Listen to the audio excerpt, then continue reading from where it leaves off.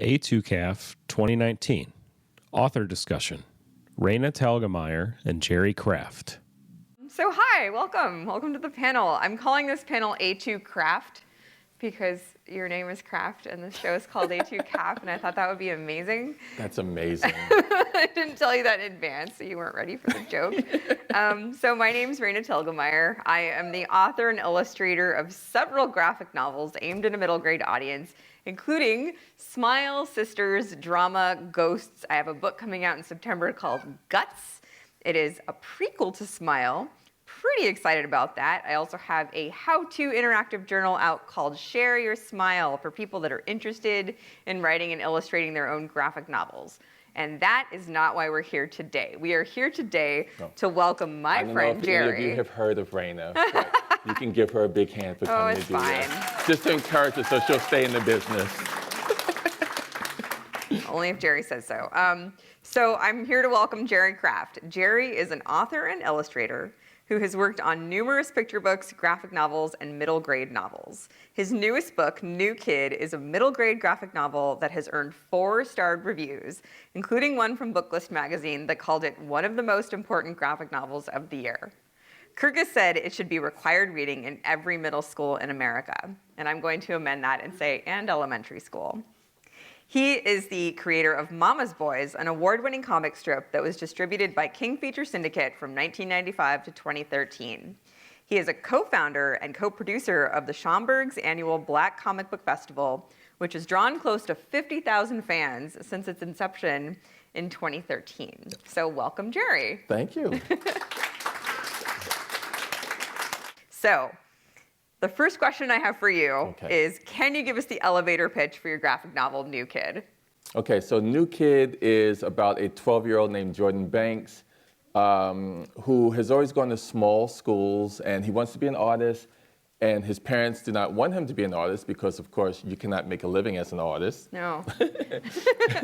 And so instead of getting to go to the art school of his dreams, his parents make him go to this prestigious private school where now he's one of only a few kids of color in the entire school. So he's the new kid, one of the few kids of color, and trying to kind of live both lives, you know, his life around his neighborhood and his life around this new prestigious private school. And can you tell us a little bit about what you and Jordan have in common? He is a fictional character, but it is somewhat inspired by your life, is that correct? Yeah, he being Jordan, not he being me, right? That's exactly what I mean. Right. The J thing, it gets me every time. Yes. So, so like Jordan, I was always one of the youngest and the smallest kids in my class. And it literally was not until 12th grade, from 12th grade through college, I grew like 8 inches. You know, so I go back to my high school reunions and people don't know who I am because they expect me to still be like 5'3". So Jordan, like me, always one of the youngest and the smallest. Everyone else is 13, he's 12, and he's like 4 inches shorter than everyone. He wants to be an artist, like I did. I thought at one point I'd be the next great artist of Spider-Man. And then the commute from Washington Heights in New York City all the way up to the big private school in Riverdale. So that's all me. How long was that commute? It was about an hour by public transportation. I got on the bus that would take us up, and then got off on another bus that would go around this big hill and up on this hill to Riverdale, where it's like there's the Fieldston School. Isn't Riverdale the name of the Archie town too? Yeah, and I think that's the same Riverdale, and also Well, I don't know where the Riverdale, there's a TV show on CW called Riverdale. Yeah. I don't know where that is. But yeah, that's Riverdale. And I know that you've talked in the past about the fact that you were not a big reader as a kid. But I've heard you say, I didn't read books, but I did read comic books. Yes. Can you talk about some of those memories? Yeah, so my earliest reading was like the Dr. Seuss books. So I remember, Fish Out of Water, in One Fish, Two Fish Read for Bluefish, and Cat in the Hat and all that, Point in Here Zoo, that was great. And then I don't remember really anything in between going to like Spider-Man comics, and then after Spider-Man, I don't really remember anything after that until, you know why? Because in I specifically remember in 7th and 8th grade, if the teachers caught you with comic books, they would confiscate them. And at the end of the year, some teachers would have more comics in their drawer than some kids had at home because they would just take them. So in my mind, it was always like, fun reading is like illegal. And if you wanted to read, you had to like suffer through it. So I always equated reading as like a chore, you know? And it really wasn't until like high school where I remember reading a book and enjoying it and going, wow, that wasn't painful at all. You know, so yeah, it was a really weird thing that they did to me. And I know that when we went to TLA, there was someone that told me that their school, if they see them reading graphic novels, actually confiscate them, and the kids have to buy them back like they have to pay for their cell phone. Like they confiscate their cell phone, and then you have to pay like $15 to get it back. So in some schools, unfortunately, that's still happening. We have a lot of bones to pick about the way that adults sometimes treat kids who like to read comics. Yes, we need to get picket signs and find that school. So this has been happening for a long time. Yes. Adults have been judging kids who read comics for many, many years. Do you remember what your teachers would say? Was it that it was junk reading, or that it wasn't real reading? Or It was rotting your brain. Rotting your brain. So everybody in this building today is getting their brain rotted. Yes, absolutely. Together, and we're all having such a good time doing it. But you know, the weird thing is, like with Marvel Comics, I realized that when I started to read real books, my vocabulary was so intense and immense because, like, especially with Marvel Comics, like every comic had like this qualifying adjective in front of it. It was like the uncanny X-Men, the macabre Man-Thing, astonishing tales, spectacular Spider-Man, the Incredible Hulk. And those were all like big words. Yeah. And I was, I was 12, but I knew what Armageddon was because I had to look it up. And every week there was Armageddon happening, and Havoc and, some of these things. And a lot of them based on like Greek mythology. So, you have to read up on Thor to see, what was going on. And Captain America with World War II. Well, what's going on with that? You have to look that up. Yeah. And then just, like I said, by the time I realized, I was like, oh, yeah, a lot of this stuff came from comics. Yeah, I had the same experience with Calvin and Hobbes, where they would speak in such like giant vocabulary words. Right. And as a kid, I was like, this is funny. Yeah. But I'm not quite sure why it's funny. I just know that it's somehow working for me. Something about that combination of the characters, the expressions that they're making, the thing they were doing at the time, and then these big words they're using. I'd better go try and figure out like, what they mean. Transmogrification of, Yes. like, is that a real word, or let me look it up? You're right, I'm like, absolutely. okay. And so yeah, there's a lot of like investigation and discovery that comes from reading comics and being inspired to like figure out what's going on. Yep. But the pictures are there to give you a clue. Right. So it works on so many different levels. So you talked about Marvel Comics, and you talk in your book about Batman a lot. And so do you remember the first comic character that you really connected with? It was between Spider-Man and the Silver Surfer. Interesting. Yep. And Spider-Man, I think, because he was, young and he was kind of nerdy and, kind of a, science nerd kind of thing.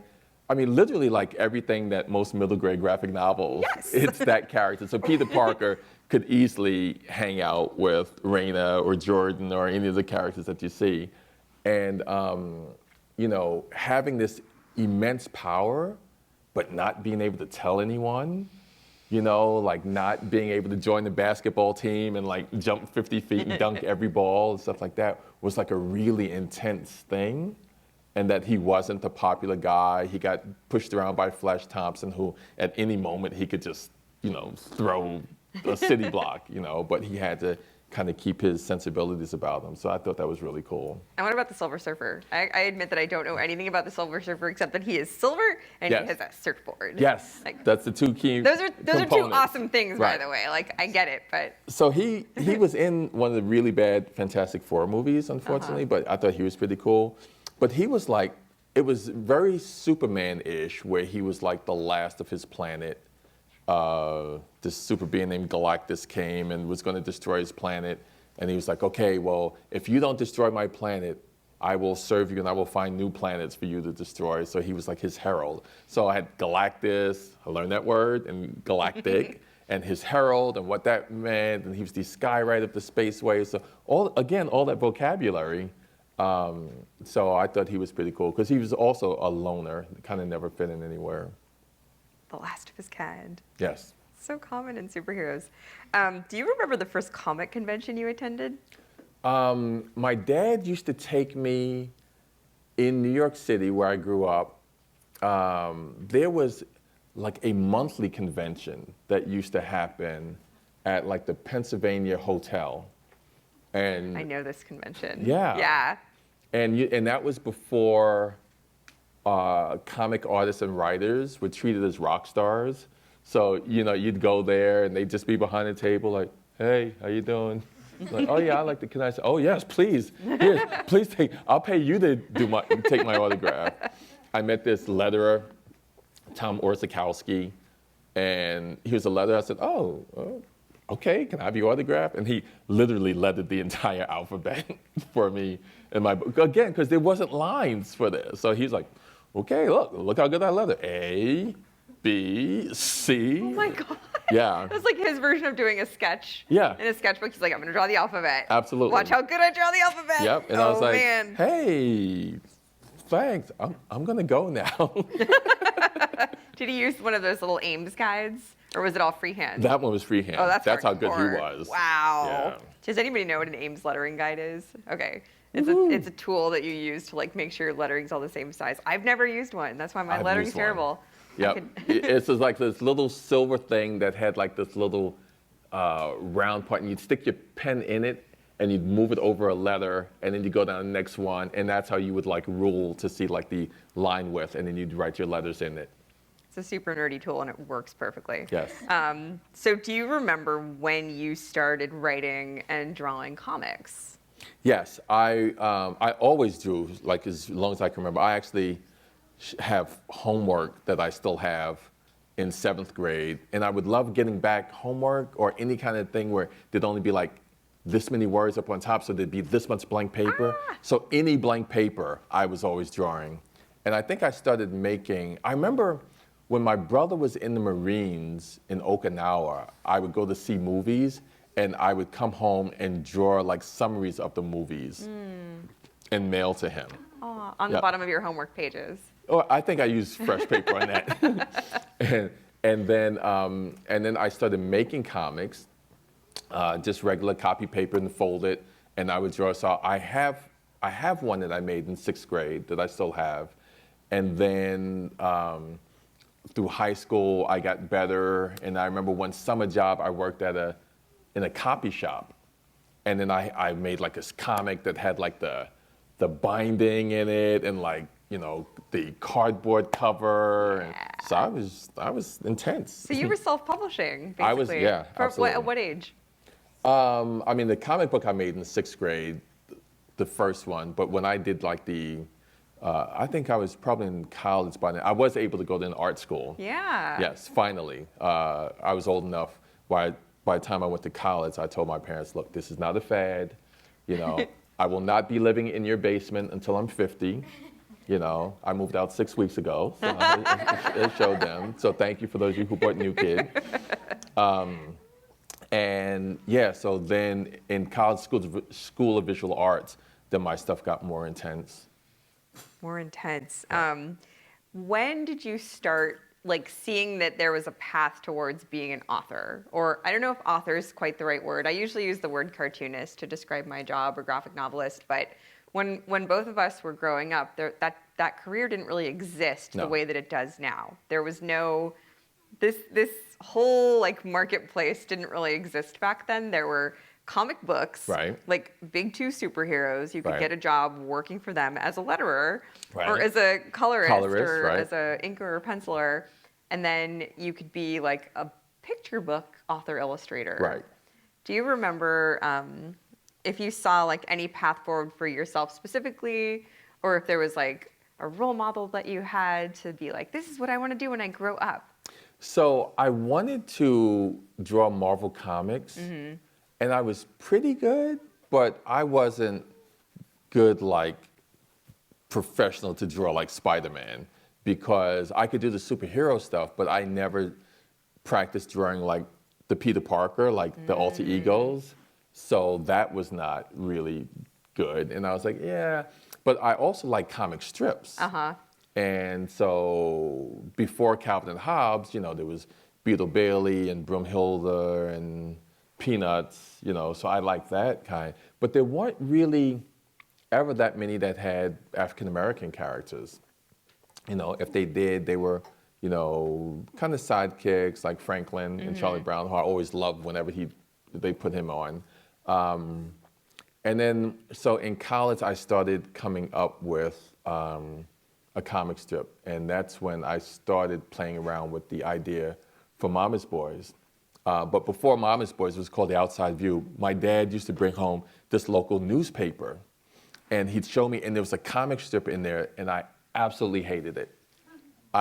It would just drive me crazy, And one day, I'd always criticize it, and one day he was like, he's in the paper and you're not, so, and I was like, oh, it's like that, huh? So I called up the editor of that paper, and I asked him if I could bring him a comic strip. And we had he said, oh, yeah, come by in 2 weeks. So I did a whole portfolio, and I went up, and he's like, okay, we'll run it. So a couple weeks later, my dad brings home the newspaper, and he opens it up. I open it up, and there's the one I hated. And I was like, yeah, who's that one by? And that was my first printed. Wow. Yeah, my first printed one. And you did it just to show your dad Just to show my dad. Oh, man. I mean, that's why all of us make comics, right? Yes, to show your dad, right? So, yeah. Dad's like, you could never do this. And you're like, yes, I can. I had a couple professors like that, because I also went to School of Visual Arts, who were like, Raina, comics is not a job. There's not money to be made in this. And I was like, I'm going to show you, man. Yeah, and now they're working for you. They're like, more tea, Ms. Telgemeier? Yes, yes.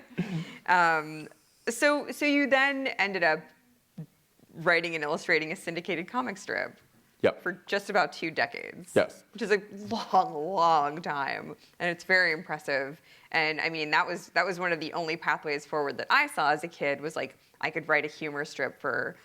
I mean, when I first read about this, I read about For Better or For Worse, and that she signed a contract for 20 years. Yep. And I was just like, wow, the pressure to write storylines, draw those storylines, and be funny every single day for 20 years sounds like too much for me. Yep. So I was just when you said, Jerry, how did you do that? Well, first of all, it was I could never get it syndicated daily. So first I started by self-publishing. Mm-hmm. So I went through these periodicals and sort of weekly papers across the country. I sent them samples. I got about 10, 15 clients. So I would do a Mama's Boys comic strip every week and physically mail it to them, because this is before email. Right. So I would physically mail. Luckily, I worked at a company that had free mail, so I just stick it and send it out to them. I was at King Features, a newspaper comic strip syndicate. Mm-hmm. And so what were you doing at King Features, by the way? I was working in the comic art department. So if one panel, Dagwood from Blondie had on short sleeve shirt, and then the next panel, inexplicably, he had on a long sleeve shirt, I was the one that had to go and fix it. Or if there were spelling errors, I had to fix that. So I would get the camera ready. So then it was sent to print. So I worked on Beetle Bailey, and we had Mutts came in afterwards, and Zitz, and a lot of the classic ones, Prince Valiant, Andy Cap. So it's a ton of them I used to have to kind of fix up. Wow. So you were doing production work. Yes. On other people's comic strips, yep. and simultaneously making your own. Right. And then when I would write copy, so I went to School of Visual Arts to become a cartoonist, and they had major teachers there, like Will Eisner and Harvey Kurtz. I could never get into a single cartooning class at SVA. So I ended up majoring in copywriting. So I was an ad agent, an ad person, and I majored in copywriting. So then my first jobs out of SVA were as an advertising copywriter. Interesting. So when I ended up working at King Features, I said, hey, I can write copy too. So I would write the brochure for hey, there's a new strip called Mallard Fillmore, and I would write the copy for it and things like that. And that must have been really good experience for eventually pitching your own work. Yeah, it was, although they never syndicated me daily, which Okay. I thought that if I worked there long enough, at some point I'd wear them down. They'd be like, all right already. And so I got weekly. Okay. And then I started self-publishing my books, and I started going to the National Cartoonist Society Awards. And there was one day I was there with my friend Jim Keefe, and I look over and there's Charles Schultz and Lynn Johnston. And I was like, let's go talk to them. Like, no, we can't do that. That's Charles Schultz and Lynn Johnston. So come on. So we went over, and they couldn't have been nicer. Yeah. And they were so nice. And when I self-published my first Mama's Boys book, it was a foreword from Lynn Johnston. Oh my From goodness. For Better or For Worse. That's so cool. Yep. So this is a lesson to everybody in the audience. Like, go talk to people this weekend who you think are cool, because they're probably super nice too. Yeah. That's my experience anyway. And so, okay, a weekly comic strip for a Yep. very long time. Like, humor writing is really difficult for me. But did it come naturally to you? Was it a skill that you had to build? Like, writing funny is something that a lot of people are interested in learning how to do. Right. I wonder if there's anything that you could talk about as far as your experience and maybe words of wisdom. Absolutely, because I had a friend of mine, so I was writing, I'd sit down each week and write a Mama's Boys comic strip, hopefully with a punchline that was funny.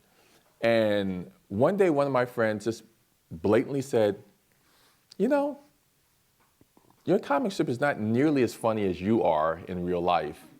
And I didn't know how to take that. I was like, well, on one hand, he says, I am funny, but then he says my comic strip is not funny. So I completely changed the way that I came up with humor. What I ended up doing was I would just go around and see stuff, and as I would say stuff during the day that would make people laugh, I would turn that into a comic strip as opposed to sitting down blankly like, now I am going to come up with a joke. And that's why those were not funny, because when you're under the gun, but like if I say something to you and you crack up, I'm like, oh, that's funny, how can I turn that into a comic strip? Right. So I ended up, because of my friend's helpful criticism, that kind of helped me to be funnier in my strip.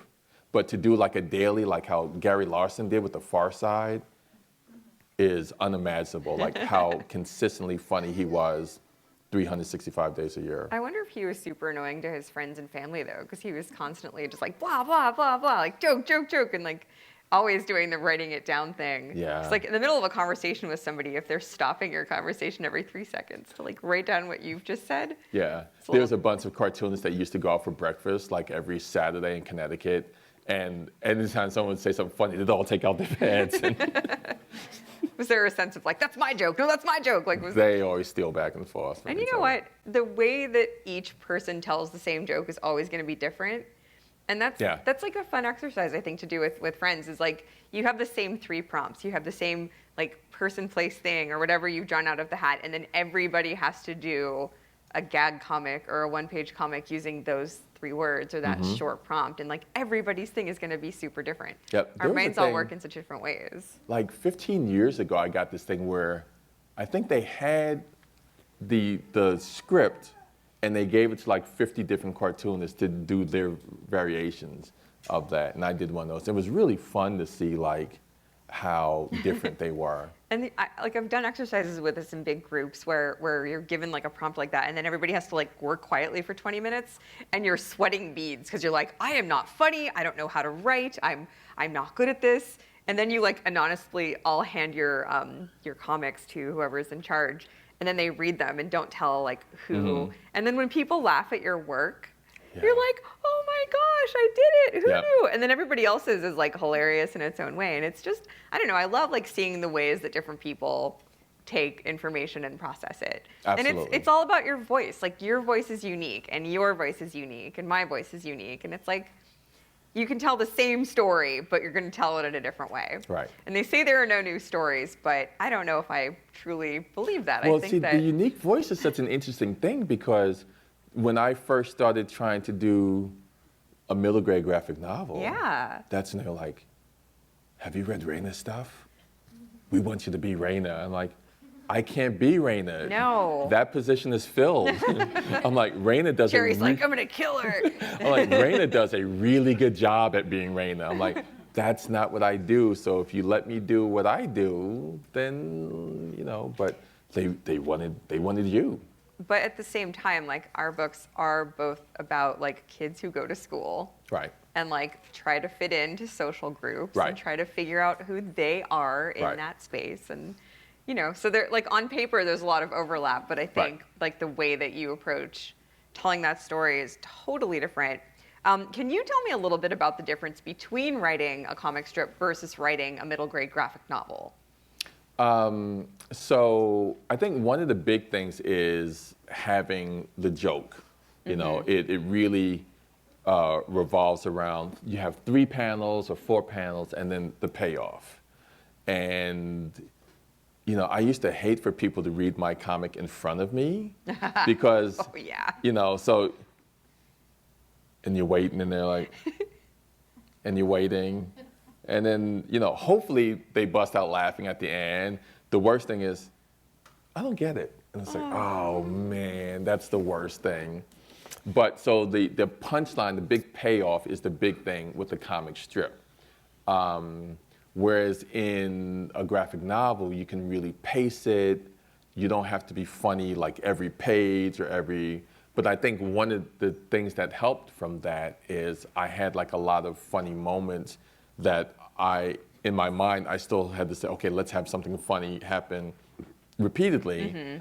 And I think especially having a book that deals with, you know, like African-American characters, I wanted to make it laugh out loud funny whenever I could, because I don't think that that's something that happens a lot. So that was kind of important for me to do. I agree. It's super important. And in New Kid, Jordan has this like recurring joke where like when something good happens, like these little angels in diapers appear over both of his shoulders, and they'll have like a big banner that's like hallelujah, and you can just like hear the chorus singing, and then like he'll like turn the corner, and then like the moment gets kind of dashed by like some other element, and then you just see like the banner like fluttering to the ground, and sometimes the angels are like meh, and it's and like you see this over and over again over the course of the story, and it builds in its funniness as you go. And did you have it all in the script, or did you have to like go back in over different drafts and like keep sticking things in? Yes. Okay. So my thing was almost like, you know, cooking with a slow cooker that took like a year. And I might have read it and worked on it for like a year and a half, and I would go back in. So, because originally, like, so Jordan thinks that he's only one of the only black kids in the school, and he sees another black kid coming. And that's when the first time I had the Cherubs, they have this sign that says, hallelujah, like, hey, you're not the only one. And then, so I hadn't written them in to be throughout the book. And then there's another part that I said, oh, you know what? Let's have them back again. And then I would go back, and then by the time I finished, I made them like characters that went through the entire thing, which I thought was kind of funny. Again, because I wanted to have stuff that was not realistic, because again, with kids of color, like it's so realistic and so heavy, and so there's not like a lot of like laugh out loud stuff. So, and I think that's part of the reason why I never bonded with books, because I didn't see characters like anyone that looked like me, something horrible happened to, you know. And well, then what's the title of the fake book? In your story that the kid is like handed? Yeah, it's the South Uptown book, The Mean Streets of South Uptown. Yeah. So I created a fictitious book called The Mean Streets of South Uptown, which is literally like every book that I had to read, you know, that was about kids like me, where it's like, you know, so-and-so Jackson, who is in his 3rd city in 3 months, and his dad is away, and his mom has to work 7 jobs, and, you know, this whole thing. And that the teachers, the librarians give them like, oh, here, you're really going to identify with this. And he's like, I don't identify. I don't identify with that at all, you know. But when I had kids, like I still have the kids, like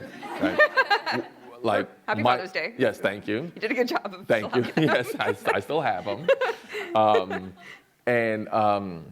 But when I saw them with like Wimpy Kid, like just reading it over and over and trading with their friends, and like the first time they were like, Dad, we have to go to the store on August 7th. I'm like, oh, to like GameStop to get like the new, Sonic. No, there's a book coming out. I'm like, you know when a book is coming out? It's like, wait. We're going to a store to get a book on the day it opened? Like, that was such a foreign concept. But when I see those kids like this, and when I first met Raina, I had illustrated the 0 Degree Zombie Zone for Scholastic. And Scholastic sent me to the National Book Festival in Washington, D.C. at the Library of Congress. And the author and I go up on stage, and there's a crowd like this, right? About 50 people. And, we do our thing, and it was great. And then I'm packing up, and I look up, and all of a sudden, there are like 250 people in the audience, all like 10, 11-year-old girls, hugging copies of Smile. And I was like, who is this? And then Raina came out, and just like seeing the looks on their faces, I'm like, books can do this? It was the wildest thing. But I was like, I want to be her when I grow up. Because so my goal was if I could have like that kind of embrace with like what Jeff Kennedy did with Wimpy Kid, and what you've done, and feature kids of color that wasn't depressing and stuff like that, and even other kids could be like, oh, I'm Jordan Banks, even though I'm a 10-year-old girl from Ann Arbor. I'm like, that was like my dream. Yes, I am also Jordan Banks, and it is, yeah, no, I love this book so much, and I'm really glad that his character exists, but I also love some of the side characters that you've created for this book. One of whom is a girl named Alexandra, who wears a puppet on her hand at all times. Yeah. And a lot of times she like speaks through the puppet, and she's a little bit annoying. She kind of drives everybody crazy. Yeah. But she's got a story to tell, and you did her story such like beautiful due diligence in that book, and I'm curious about the inspiration for Alexandra's character. Okay. Uh-oh. Yeah, I didn't ask if this was coming, but here it is. All right, so yeah. So my friend Carrie made this for me. So again, I wanted to do, and I'll have him talk. Yeah. This is Oscar. So I wanted to do stuff that was just silly sometimes. Again, because even though like nothing bad happens in the story, sometimes the perception is bad. Like even when I had done my Mama's Boys comic strip, I remember an editor going, well, this isn't gonna fly in like the Midwest because the story's so depressing. I'm like the mom owns a bookstore.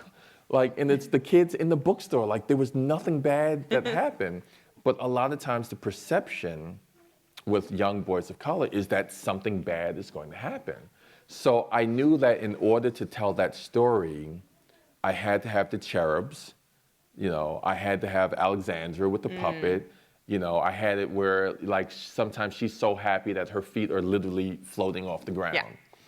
And if I didn't do that, I think that that there were people that would subconsciously think that Jordan's life is worse than it actually is. I'm like, he lives in a brownstone, and he's got his mom and his dad and a grandfather, so he's doing okay.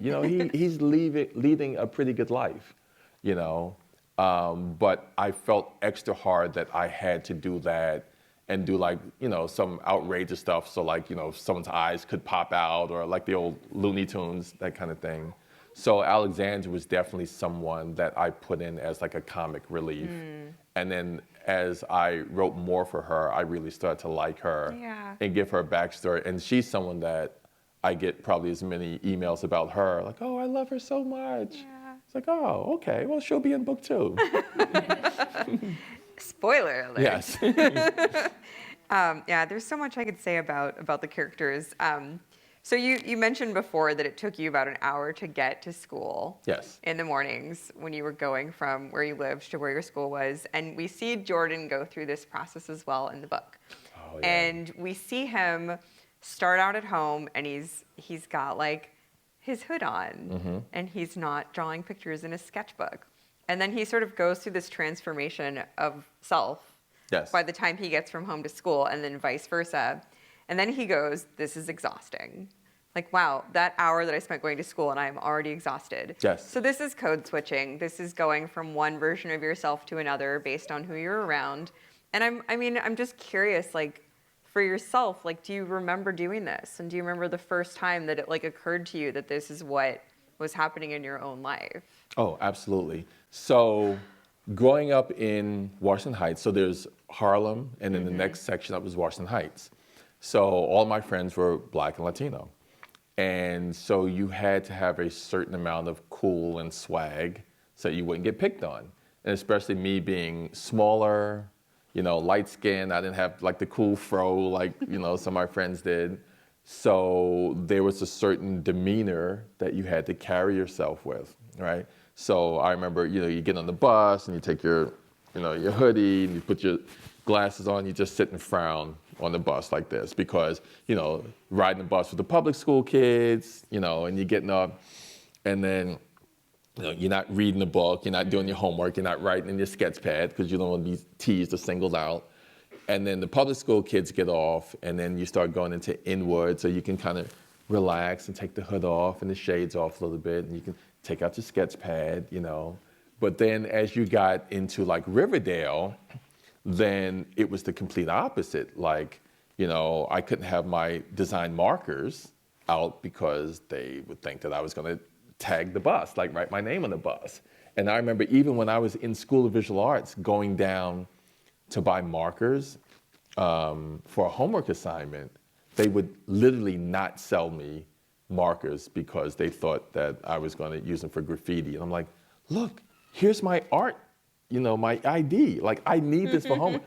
Sorry, you know. So they wouldn't sell me that. So there was always a way that I had to, you know, because then again, if I went to Riverdale with the shades and the hood on and the markers, then everyone's like, all right, keep an eye on him, you know. So yeah, sometimes you get there and it was exhausting, and then, you know, going through that, and still like sometimes being one of the few African American men at a book fair, you know, and there'll be like 20 or 30 different authors, and I'm like, okay, so so I'm still very conscious. So you'll see sometimes I'll wear my Peanuts tie, you know, that kind of thing where it's like, oh, okay, Peanuts, hey, we have that in common, and we'll stop and have that. But yeah, that's been like, unfortunately, a lifelong process. I'm grateful that you put all of this in the book unapologetically, and that you're not like really putting a commentary on it. You're just like, this is what it's like.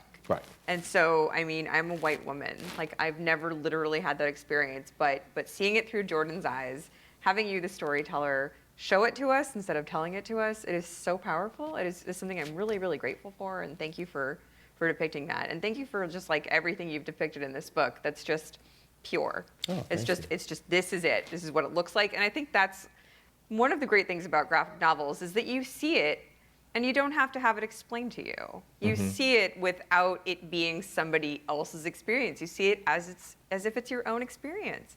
And that's true of every graphic novel I've read, especially the ones that are either autobiographical or inspired by somebody's life. It's such an amazing communication tool. And I'm just I don't know, I'm blown away every time I read a book that hits me like that. And so I'm grateful, Jerry. Well, I'm so grateful that HarperCollins like let me tell my story, because as we were talking the other day, I was like so frightened that at some point they were going to have this major change that would, you know, and they literally said like, tell your story, and they printed it like exactly as I had intended. Yeah. So as I've said, like, Jordan's a great character, and he's really kind and thoughtful. I love that about him, but he's also 12. He's 12. And he's got a lot to learn. What words of wisdom do you have for Jordan Banks? So he doesn't have to try as hard, you know, and he's definitely in his head a lot, and like, you know, what do I do? Because the other thing is, in my community, how I grew up, it's like So like the American dream is, you go to good school and you get educated and you do this and you move and you get a house, you do this. But sometimes in, where I was born, that community is like, oh, well, you're doing all that. You think you're too good for us now. And there's that like pullback to kind of keep you on the same level. So there's not that same option sometimes where people are like, hey, he made it, what a great thing that is. He did what he was supposed to. It's like, oh, you think you're all that now.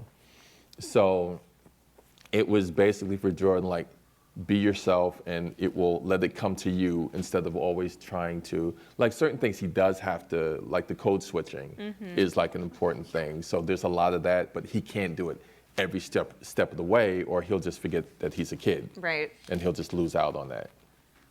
That's good advice, and that's good like life advice, I think, for any young person.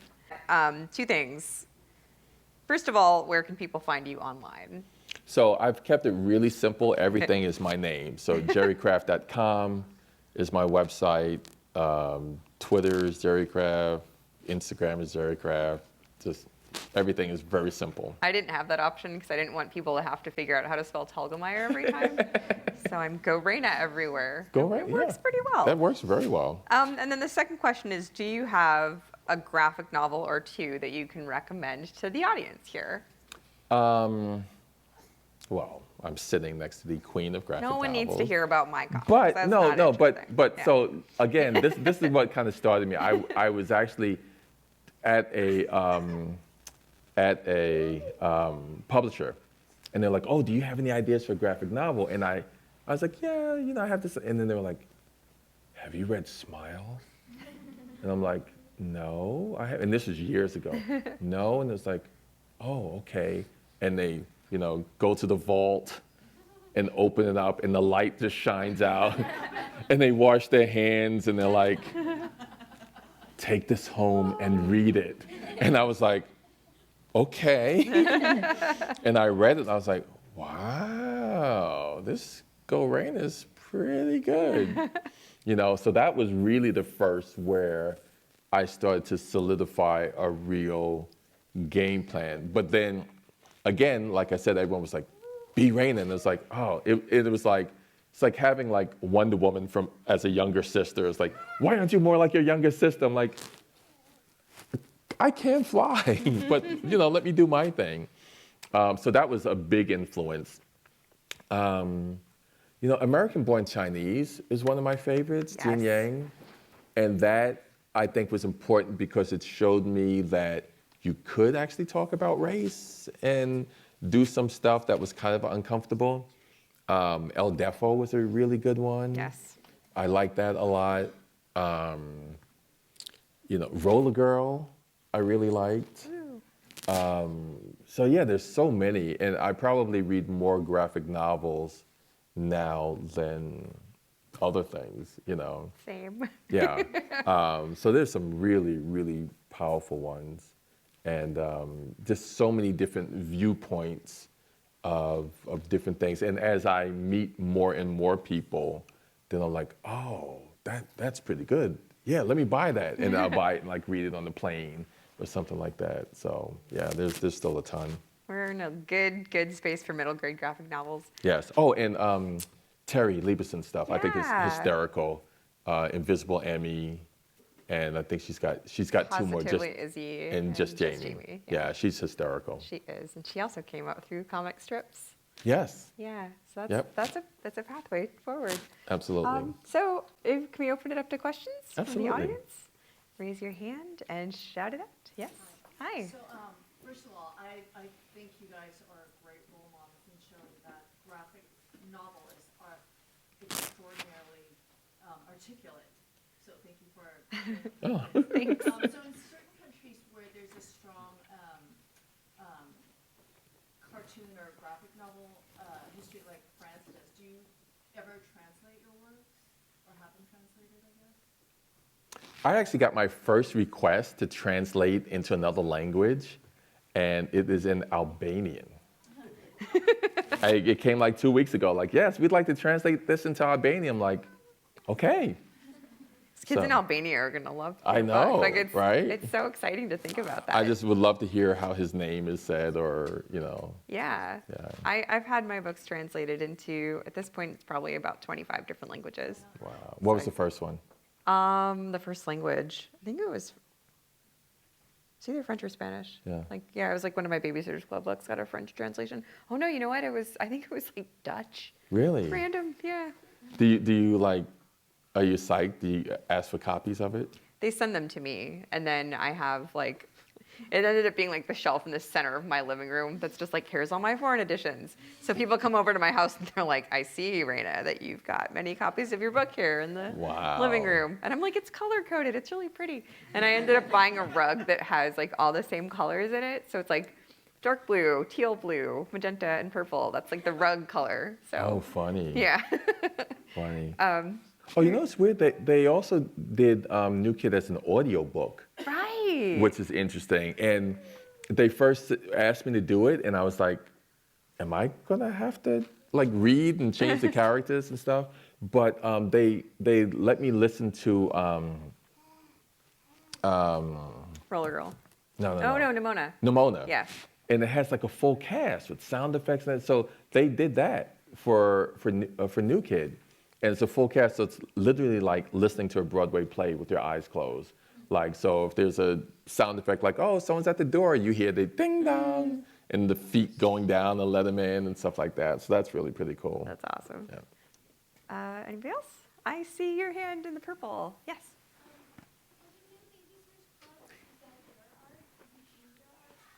I have not done Babysitter's Club graphic novels since 2008. The newer ones are drawn and adapted by Gail Galligan, who used to be my assistant, as a matter of fact. Wow. She's awesome.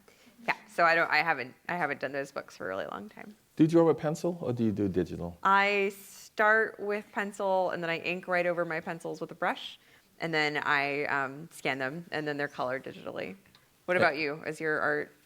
This one was purely digital, and even to the point where I turned my handwriting into a font that's called Jordan Banks. So I have Jordan Banks bold, Jordan Banks italic, Jordan Banks bold italic, so I can type in and just get it so it looks hand lettered. That's awesome. But all the drawing was digital, which helps because like when we travel, like can you work on the road?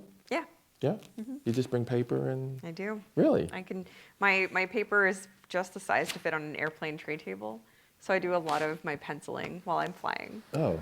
Yeah. Do you have your stuff with you? Yeah, this is my mobile studio. There So it is. this is what I work on when I'm in the hotel or stuck in an airport for like 11 hours, which has happened a few times this year. Is So it I'm a like, Cintiq? It is a Wacom mobile studio. Cool. Yeah.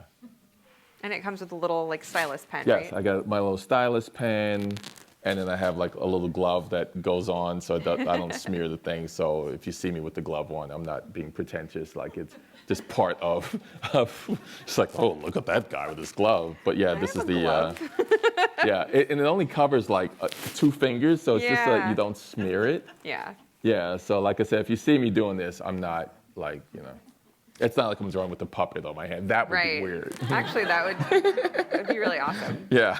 I saw another hand up. Hi. What inspired you to write Smile or Sisters, like the memoirs? I want to know that too. Those were inspired by my life. That's how memoir works. It's, I am working with material from like a long time ago. So I often like look back through my memories and I'm like, what stories am I still telling people? What things are still relevant to my life now?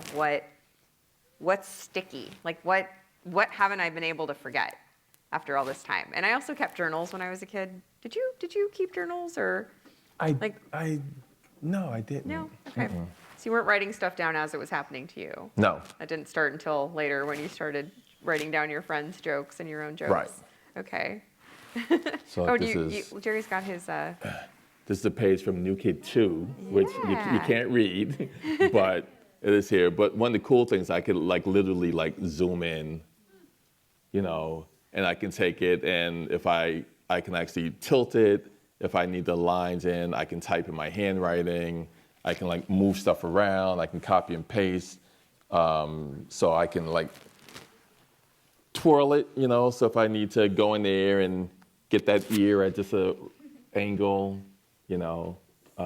So this has been a lifesaver because with the amount of traveling, which you travel way more than I do, to have to stay on deadline, like I'm like, Raina, how do you do that? So Because my books take 2.5 years to create, but that's including like all of the travel and all of the sitting on stages and talking with my friends things. That's part of the job. Yeah. I think our job is twofold. It's being a writer, a cartoonist, a creator, but it's also being an author. And the author stuff is this stuff. It's the sitting on stage and talking to your friends. It's signing books. It's meeting your readers and connecting with them. because they need to see you're a real person. Right? I mean, it's really great. Not Yeah. every person can do that, and we can't physically be everywhere all the time.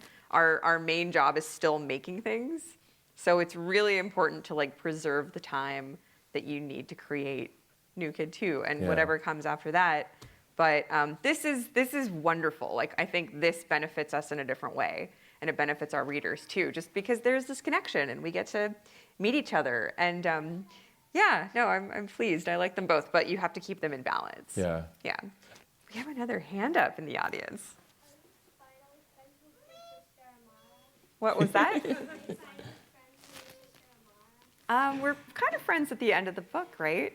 So yeah, I try not to talk too much about like what happens after the story. Like that's the private, personal part of my life. Do we have any other questions for Jerry?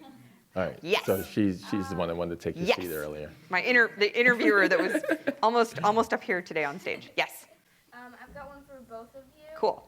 Do you have a favorite book or comic strip that you've done? That we've done, like your Or, favorite. like, just separately, do you have a favorite? Favorite comic strip or favorite? I mean, I was always a huge Calvin and Hobbes fan, and I'm a big For Better or For Worse fan. That's Yeah. probably my favorite comic strip and biggest influence. Do you know her personally, Lynn Johnson? I've met her. Okay. She's a sweetheart. Yeah, she really is. She's salty, but she's awesome. Yeah. Yeah. So yeah, For Better or For Worse was always one of my favorites. Peanuts, just because it was so iconic. You know, growing up with Fat Albert, again, to see kids of color that went like everywhere, like national, and so many people our age were like, oh yeah, I grew up with that. Even though in retrospect, I'm like, yeah, they did play in the junkyard, which is kind of weird, you know? So I hope if they ever updated it that like they, you know, being like a real playground or something like that. And then, yeah, so definitely, and Far Side was just hysterical all the time. I look forward to reading that every day. And Dilbert for a while was one of my Yeah. favorites. Nothing like cubicle humor. Yes. It's the best. Kids love it. Any other questions? Yes, hi. Hi, friend. So I didn't know anything about your syndicated career. Having been on the inside of it, is that an industry that's going to continue? The question is the syndicated comic strip industry going to continue? So I feel Great like question. this middle grade graphic novel is one of the first things that I've got into that is still newish and has a trajectory that I'm actually happy with. Because when I started, you know, when I started in advertising, it was like, that's when the ad business just really like imploded and people were like running to get out the industry. And then I worked at King Features right when like the cost of newsprint was astronomical and then newspapers started going out of business, you know, so that was kind of a rough thing. And like the continuity strips all kind of vanished for like, you know, more humor. And then I worked at Time Warner, right when AOL purchased that, and then that just like, so for a while I just thought I was like the Grim Reaper of like, you know, but I don't know, they're so, like the comic strips now are so small on paper, I don't know if it has that kind of shelf life. I hope it does, but also a lot of kids don't grow up with newspapers the way, like the Sunday Funnies was a big deal. Oh, yeah. You know, and I have never seen a kid read the Sunday Funnies like in the last 10 years, maybe? Kids have the internet now. They don't have to wait till Sunday morning to read comics. Yeah, or Saturday morning to watch cartoons on Right. TV. Yep. What a. Oh, my tough buddy. life. Yeah. You still have a question? You had your hand up. Oh, okay, if you do, let me know. Well, Okay. he says he has a question, but it's about the book, and he doesn't want to spoil it for others who haven't read the book. Oh, Are so you sure? We can do it. you have like a spoiler? Okay. Okay. All right, then you. come to me afterwards. Oh no, I want to hear it. Okay, go ahead. Can we do it? Let's see. Was there a reason why you put a segment in the book where the teacher reads? Oh, Jordan's sketchbook. So, yes. Let's see, how involved can I get? So, We have like 5 minutes. okay, so there's a scene where Jordan's teacher finds his sketchbook and reads through it, and her reaction is, "Why are you so angry, Jordan?" And that is so much of the stuff that I've done that, like, for example, in El Defo, okay, a girl with a hearing impairment, and if someone says or does something mean to her, it's so easy to say, that's not right, you need to respect her and you need to do this, right? But I feel like with sometimes kids of color, if they complain about someone touching their hair or someone, mispronouncing their name or something like that, it's not seen in the same way that the character in El Defo or some of the others, where it's like a more sympathetic character. So I wanted to show that, instead of her saying, "You're right, I shouldn't have read your personal property," and saying that this is angry, he's like, "I'm not angry. This is my diary. This is things that really happen." So instead of you saying, "Wow, I'm sorry that this happened," she's almost denying him his real emotional response of like not being happy when these things happen. So yes, that was a lot of me in there. I think that was a great question and not too spoilery. Yes. In fact, do we have one more question from the audience? Bring it on home. You want to? What do you want to inspire your readers with most? Like, I find the more I learn about different cultures or races, I'm always kind of like, oh, gosh, I didn't know I was so stupid. Like, why didn't I think of this? Why wasn't I more sensitive? Is there something like that that you would want to have your readers learn, or your kids as a parent? Oh, absolutely. Like, there's so many conversations that I wanted to open with this, like with the librarians who only give, kids of color books about police brutality or slavery or civil rights. I'm like, they're still kids, and so yes, please give them something that is sometimes uplifting and shows that they will actually make it to be 20 and 21 and 22. So yeah, teachers, and even things like, I put a lot of other things like, so many kids like, "Oh yes, that's my friend, he's Japanese." And the kid's like, "I'm not Japanese, I'm Chinese. Like, you've known me for 10 years. Why don't you if you could just take 2 minutes to really know how important that is to me, or how to pronounce my name, or like these little things of just respect that everyone can do." It's like, "Oh, well, that's," I had a comic in here where it's like, "Oh, that's too hard to remember." It's like, yes, but you can then go to Starbucks and remember a latte, cafe, mocha, china, frappuccino with like 10 names, or if it was a character from Star Wars and anime, you could say the name perfectly. Right. But if it's a kid that you've been in school with for 10 years, you still mispronounce it. So just a lot of kindness and respect that I would like to build conversation that everyone can have. Well, you're welcome. Thank you all so much for joining us today. Let's give Jerry a hand. Yeah. This program was recorded on June 16th, 2019 at the Ann Arbor District Library.